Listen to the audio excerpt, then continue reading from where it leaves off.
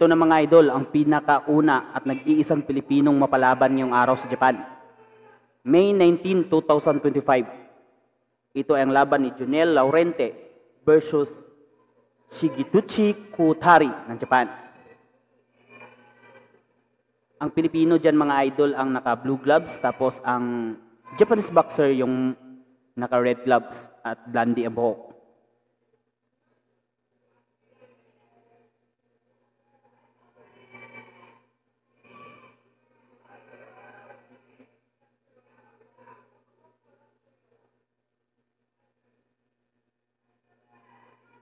Ang Pilipino boxer dyan mga idol ay may kartadang 2 talo, 11 panalo at 1 tabla. At habang ang Japanese boxer dyan mga idol is may kartadang 7 panalo, 2 talo at 1 tabla.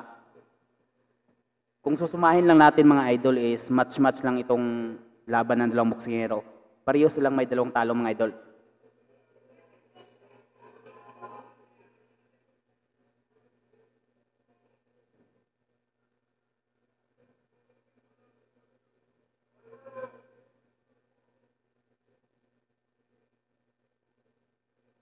At itong mga Hapon mga idol is rank number 5 sa Japan sa featherweight division.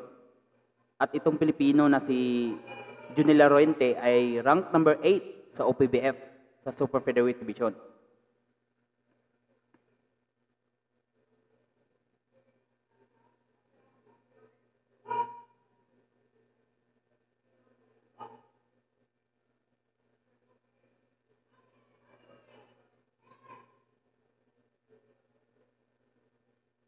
Magandang footwork na ipinakita ng atong kababayan mga idol. Ito si Laurente. Magaling mag-cut ng distansya kasi matangkad itong Japanese boxer. Kung height lang ang pagbabasihan, masyadong maliit sa kabayan dito. O tingnan nyo, tinutuko lang ng Hapon ang kanyang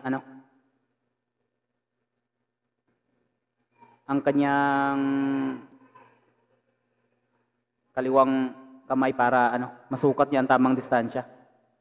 Para hindi rin masyadong makalapit ang Pilipino.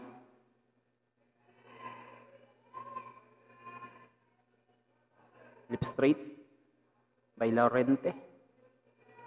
Kaliwite pala itong Pilipino mga idol na si Junel Laurente.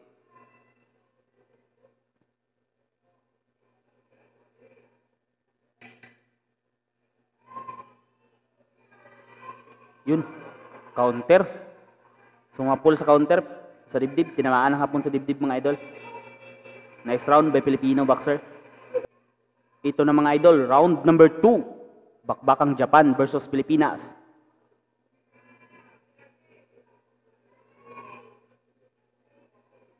Filipino dyan mga idol is naka-red gloves. Naka-blue gloves, tapos ang Japanese boxer naka-red gloves.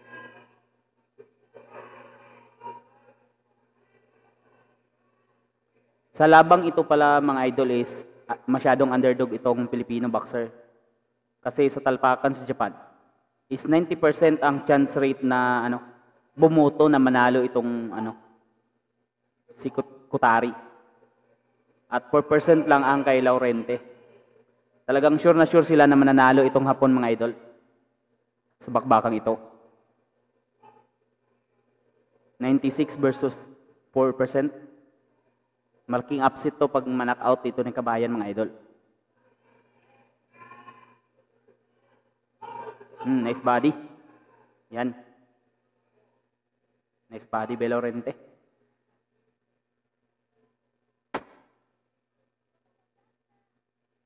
One, two.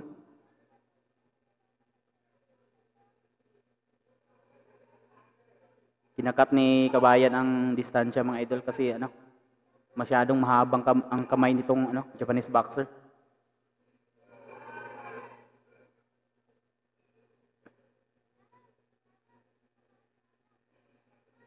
Uy, sinapak. Body shot by Japanese boxer.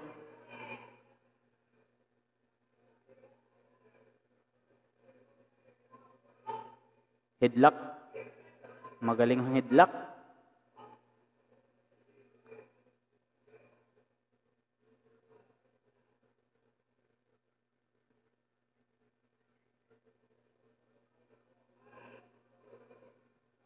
Uy, nice. Nice counter by Pilipino.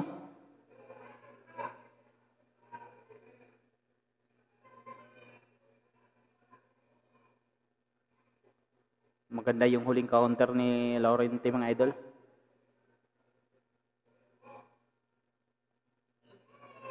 Nice.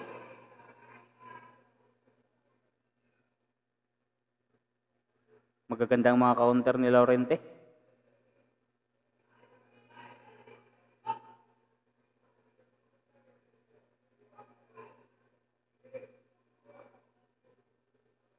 Itong hapon kasi may pagka-flat-footed. Kaya advantage ang Pilipino kasi magandang footwork at head movement ng Pilipino mga idol kaya hindi siya masyadong madaling tatamaan ng hapon. Magaling ang hapon mga headlock. Yun lang. Nice round by Filipino boxer.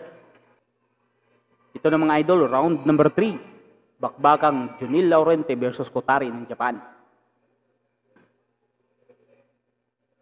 Napakatangkad talaga ng hapon mga idol. Maski saan ang gulo tingnan, yun, nasa pool. Sa right hook.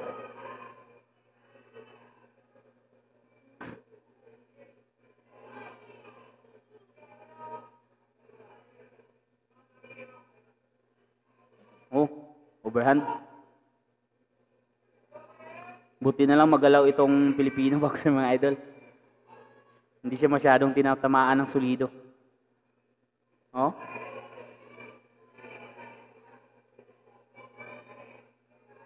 Haba ng kamay ng Japanese boxer mga idol.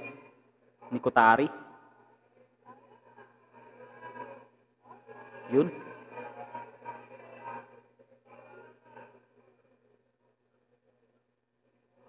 Need talaga ni Kabayan. Yun, tumama. Overhand. Pero hindi masyadong solid, pero at least tumama. Nice. Nice counter pero hindi umabot. Oh, tinutukuhan lang si Kabayan.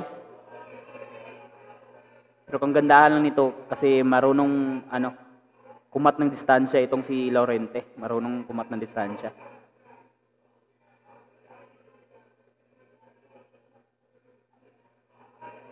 Kaya naman nag-aalangan itong hapon.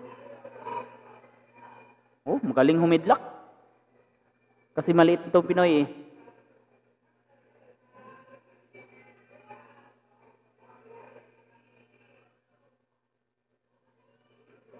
Uy, tinamaan.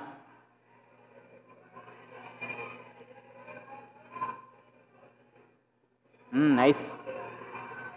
Nice counter by Laurente.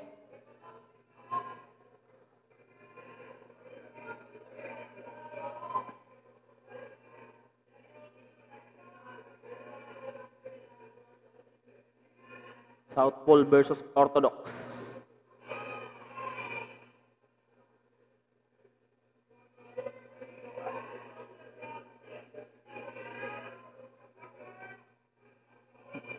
Yun. Nice body by Laurente pero tinulak. Need talaga ni Kabayan ikat ng distance na itong hapon mga idol kasi masyadong malayo, matangkad masyado eh.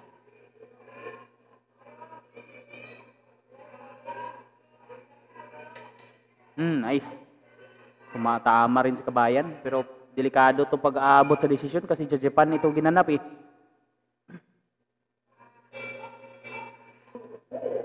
Ito na mga idol, round number 4. Japan versus Pilipinas sa Super Featherweight Division.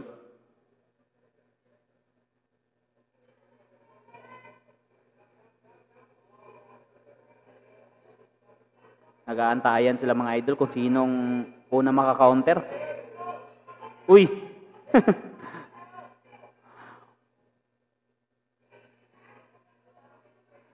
Natulala ang hapon doon ha.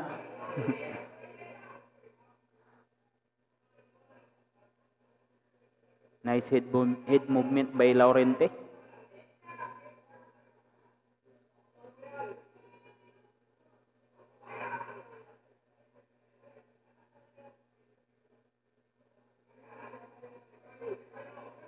One, two by the Japanese boxer. Kotari.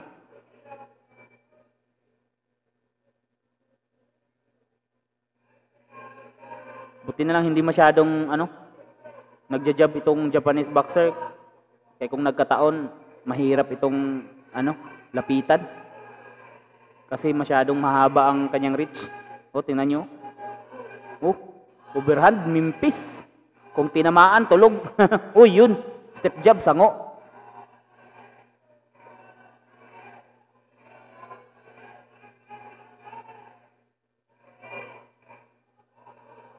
Nice. Tumama si Laurente doon. Patience lang talaga kailangan ni Laurente dito. Tapos huwag magpahuli sa activity. Dapat siya ang maging agresibo. Limpis. Yun, tumama ang si Kotari. Oh, nice. Tumama ang left straight ni Laurente.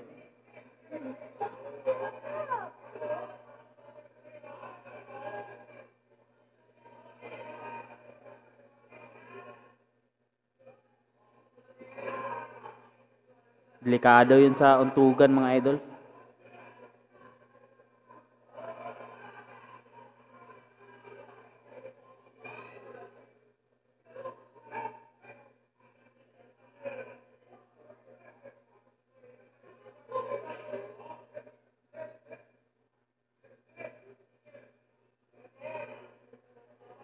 Yun, nice body by Laurente.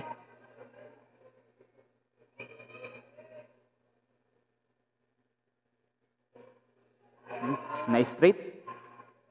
Tumama yun. Lip straight. Tumatama ang lip straight ni Laurente, mga idol.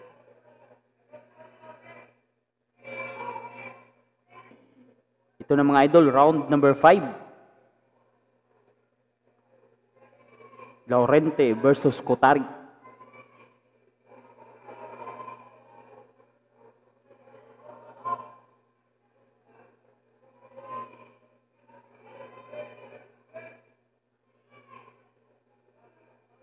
Nice head movement by Laurente. So far, maganda ang pinakita ni Laurente na head movement.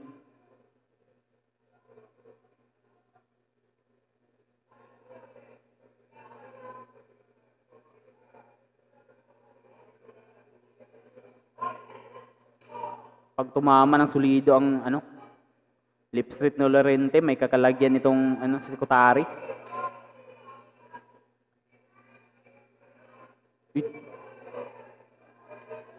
Uy, naging agresibo si Kotari. Bumibitaw na siya, mga idol. Hindi na nagtitipid si Kotari. Parang search of urgency na tong ginagawa ni Kotari. Baka feel nila lamang ang Pinoy sa mga hurado. Sa scorecards.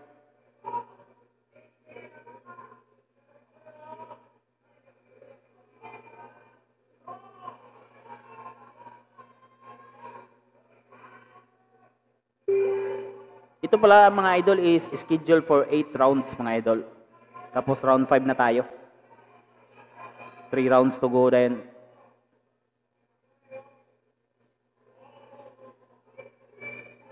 Nice step job by Laurente.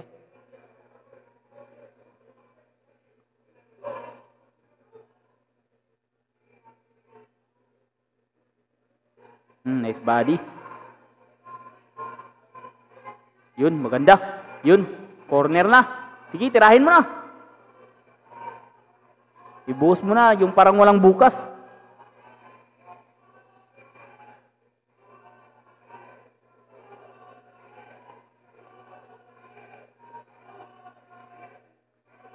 Kasi tagilid tayo pag umabot to sa desisyon.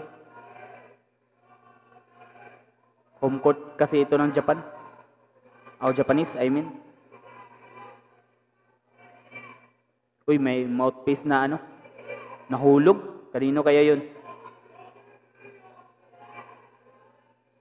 Nice. Nice counter by Laurente.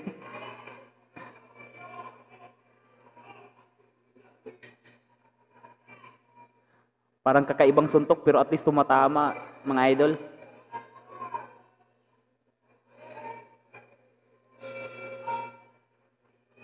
Round number 6, mga idol.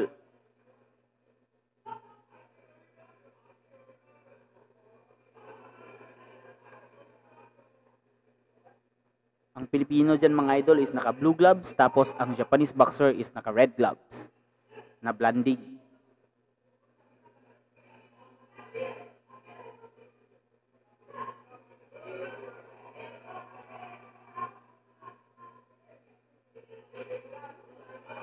Nice. Overhand. Headlock again.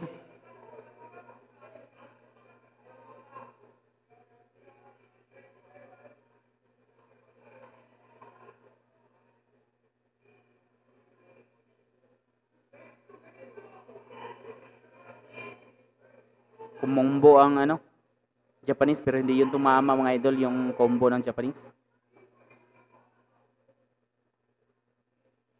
Uy, tinamaan sa job si Lorente.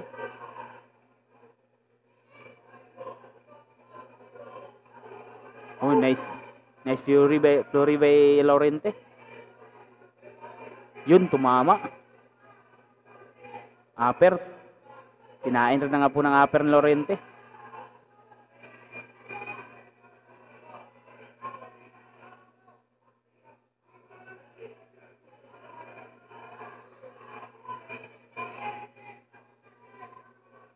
Kailangan talaga magandang ipakita ni Lorente dito sa mga hurado, mga idol, kasi mga hapon ang mga judges.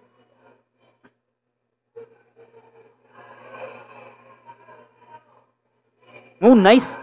Lip straight, tumama ng solido. Oh. Ngumuhi ang nakahiwi ang Japanese. Parang naramdaman niya yun Tumama ng solid ang lip straight niya, Lorente. Sana ganun palagi. Timing pag-counter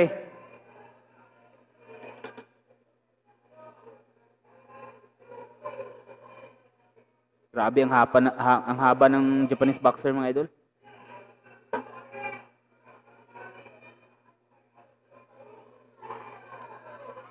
Oh, nice. Tinamaan. Tinamaan pa ng right hook.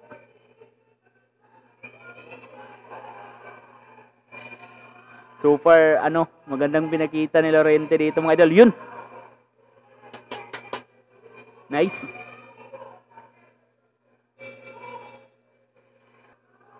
Ito na, mga idol, round number 7. Last 2 more rounds to go.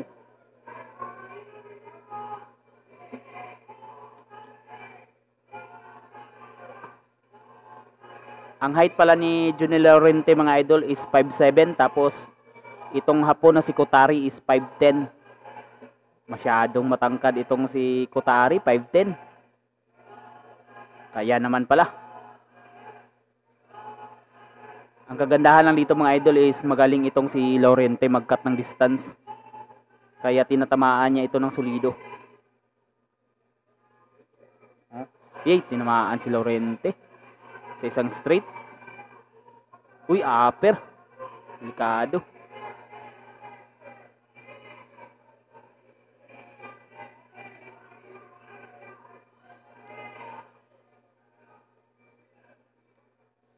Oh, grabe, ang galing.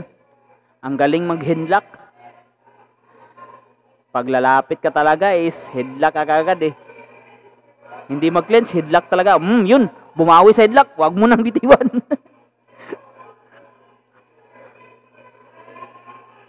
Nice. Tumama si Lorente. Yun. Lip straight.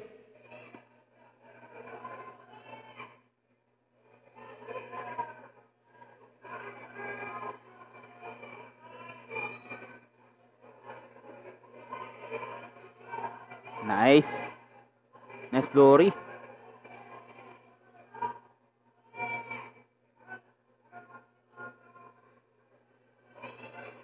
Last 2 rounds. Dapat Yan. Pakita mo na ang tunay mong kakayahan, Laurente.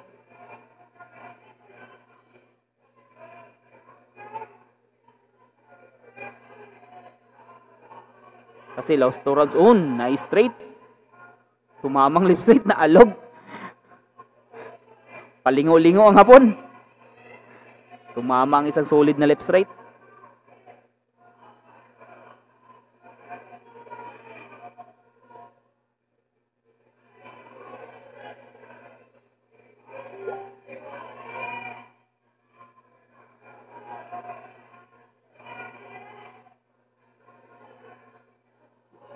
Delikado sa upper si Laurente. Nice. Ganda rin ng mga side step ni Laurente. Diyan nalilito ang hapon. Tingnan mo, namumuo na ang namamaga na ang kaliwang pisngi ng hapon. Parang may daga na. Kasi yun ang tinatamaan ng sulit na left straight ni Laurente. Ito na mga idol, ang huling round ng bakbakan, round number 8. Laurente versus Kotari ng Japan. Yun. Binigay na ni lahat ni Laurente doon.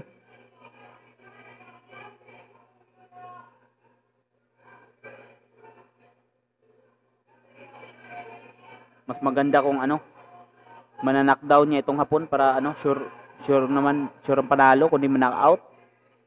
Kasi delikado tayo pag desisyon mga idol.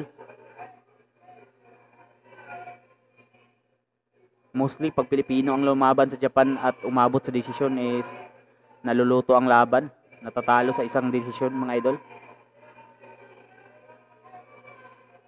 Nice. Kinain na naman ng solid. Magandang accuracy ni Laurente dito mga idol.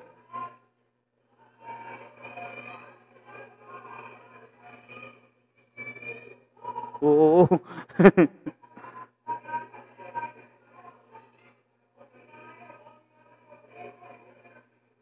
Maganda ang kanyang mga counter mga idol.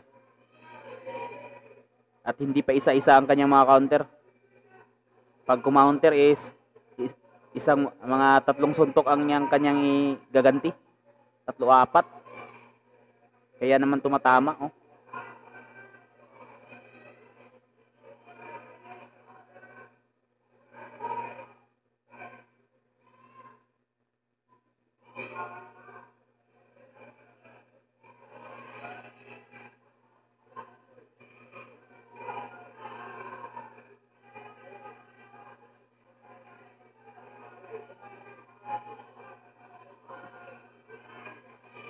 Nice.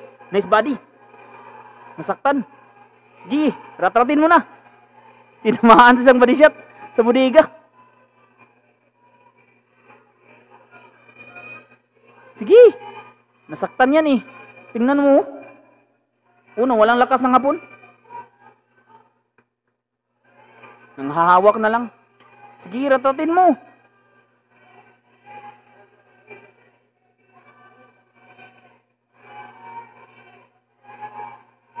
Nice. Tumama si Laurente mga idol. Yan. Ibuhos mo na. 10 seconds mga idol. Sige, 10 seconds. Ibuhos mo na Laurente. Yay. Aw. Yun. Double left straight. Kinain ng hapon. Time na. Grabe, ang bilis ng desisyon mga idol. Hindi pa